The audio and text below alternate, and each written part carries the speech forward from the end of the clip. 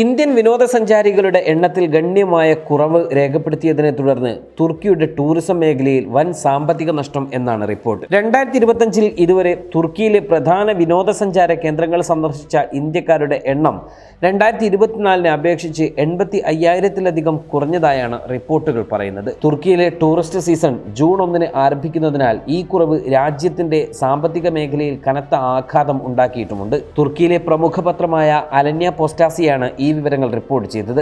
2024 3,30,000 Indian വിനോദസഞ്ചാരികൾ തുർക്കി സന്ദർശിച്ചിരുന്നു. ശരാശരി ഒരു വിനോദസഞ്ചാരി 1,30,000 രൂപ ചെലവഴിച്ചതിനാൽ ഇന്ത്യൻ സഞ്ചാരികളിൽ നിന്ന് തുർക്കിക്ക് ആകെ 42.9 ബില്യൺ രൂപയുടെ വരുമാനം ലഭിച്ചിരുന്നു.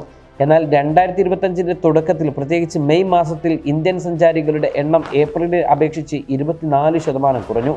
ഇന്ത്യ പാക് സംഘർഷത്തിലും പഹൽഗാം ഭീകരാക്രമണത്തിലും തുർക്കി പാകിസ്ഥാൻ അനുകൂലമായ നിലപാട് സ്വീകരിച്ചതാണ് ഈ തിരിച്ചടിക്ക് പ്രധാന കാരണമായി വിലയിരുത്തപ്പെടുന്നത്.